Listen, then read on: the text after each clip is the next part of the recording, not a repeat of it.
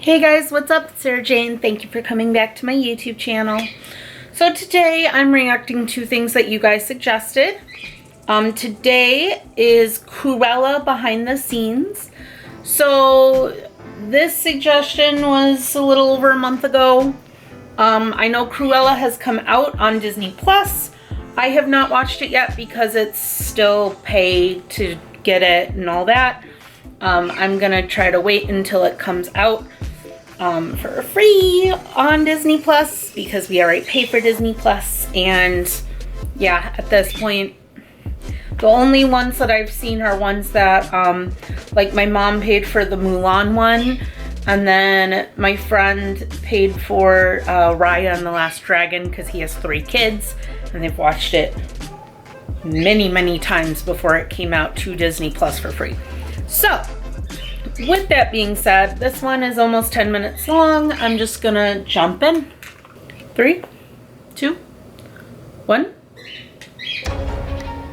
You have the talent. Whether you have the killer instinct is the big question.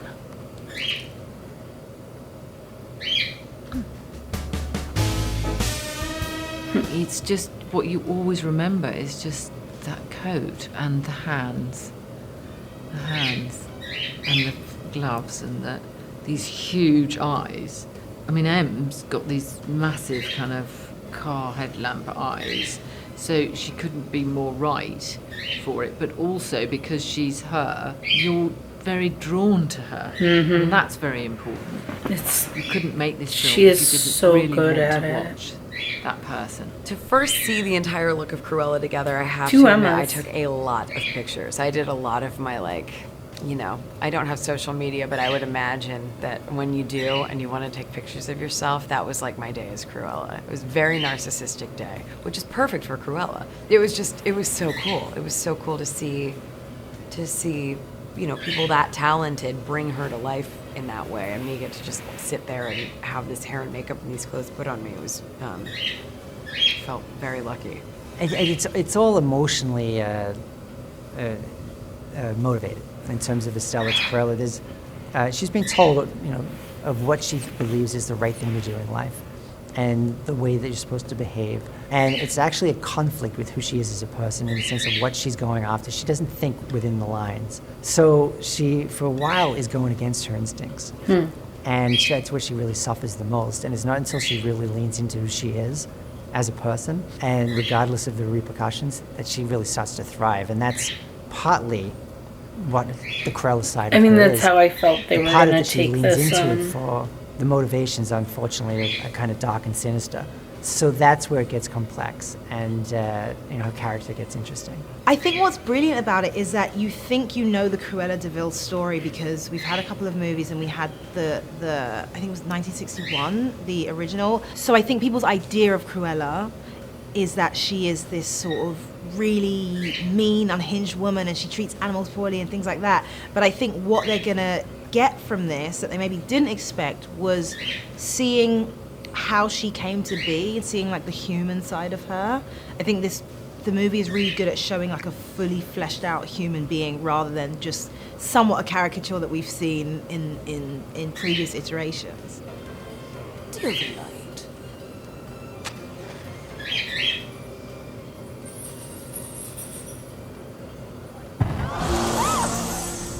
Playing the 2 sides of Cruella, Stella and Cruella. It's been really interesting. It's also been interesting to kind of gauge the tone and how different they are. It's one thing to read it on the page, but it's another to really try to do it day in and day out. How much of Cruella is in a Stella and how much of a Stella is in Cruella.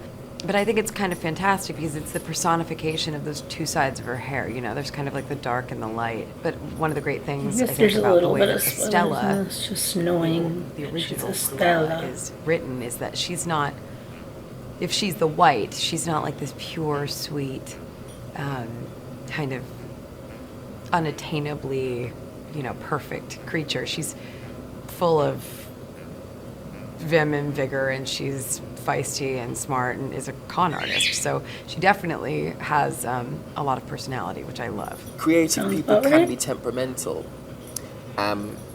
and she has her fair share of mood swings, because when you have all these ideas bursting to get out and they can't, sometimes it comes out in the wrong avenue with a bit of attitude.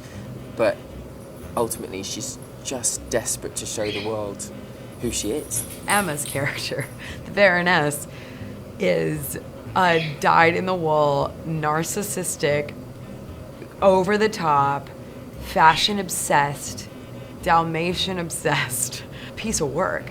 And she's incredible to act with because A, she's Emma Thompson, but B, the character is just so hilarious. Two and Emmas so together cool. is crazy. Yeah, I mean, I feel like she really, it's called Cruella. It's about the making of Cruella, but she really is the, as it is explained later in the movie, she really is the OG.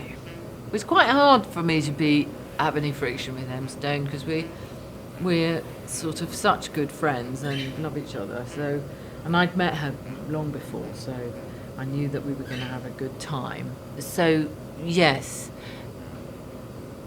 she's my favourite young American. She's got great, evil character to get her teeth into, and she plays it with a sort of combination of real charm and sort of seductive, wickedness that I think is just right. It's just Gotta delicious be to a watch. reason that she turns into who she turns into. It really, really does. I'd like to remind you all that I'm doing this in heels. What's your name? Cruella. Okay, so this is quite a big budget movie, but Craig is directing it as though it's an independent movie. So you have so much collaborative time and you can have so much fun going, oh, why don't we, let's try this. And there's no constraints, and he loves working fast and loose and changing things and being a bit risky with the material, and I love that. Oh, wonderful actors. There's so many fans. I mean, Joel Fry, Paul Walter Hauser, Mark Strong, every single part is so beautifully played. I mean, I can't tell you how much fun we've had when someone just comes on and gives of their is a turn, and is just brilliant and funny, terribly funny. But it is the two leads are women who are working and who are adversaries in their work, and you don't see that very often. Fashion was omnipresent in this film, and in the beginning when we were trying to figure out who could do this job, amazingly we got our Academy Award previous winner Jenny Bevan, who I couldn't have been more excited about. Having seen obviously Mad Max Fury Road, and she'd done everything from Sherlock Holmes. She's done it all. It was really kind of pretty astonishing and at times. She beautiful came in with fabric. not much time.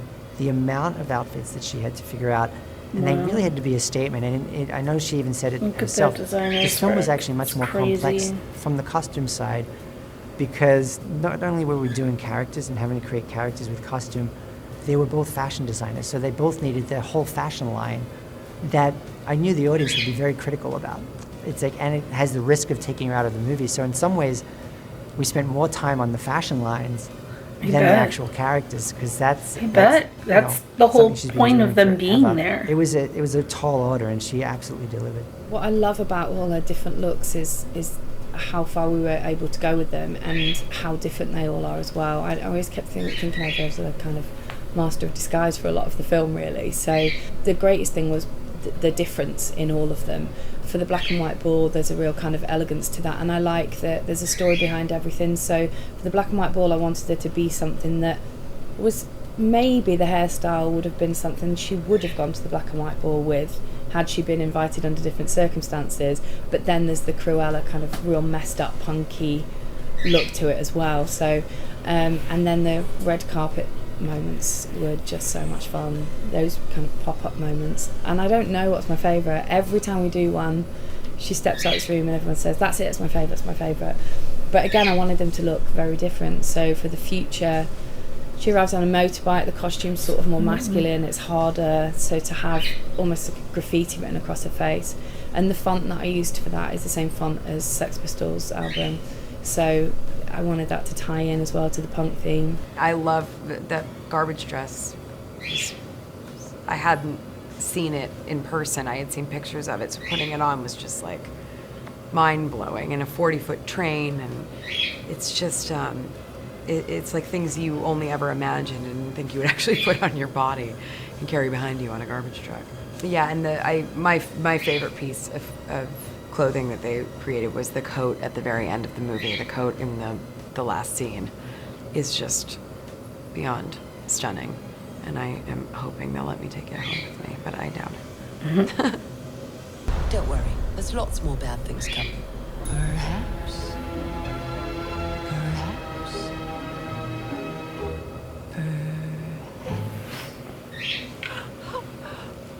Police Commissioner Weston, there's been the most dreadful accident. A woman, she was demanding money, threatening me. I had no idea my dogs were loose. I think they were chasing someone. Okay. So yeah, I love this concept. I'm excited to see it. Honestly, I've said a lot about this movie. I do have one other Cruella suggestion that was brought up, so I'll probably react to that in a couple weeks. I'll switch back and forth between the fun, entertaining ones to the history ones, so it's a little different each week. But yeah, I love Cruella. I love this movie so far. Like I said, I haven't watched the whole thing yet. It seems like there's a little bit of spoilers in this, but I'm okay with that because I'm so excited to watch this that I just want to watch it. So thank you guys for watching. Don't forget to like, comment, and subscribe, and we'll see you next time. Bye.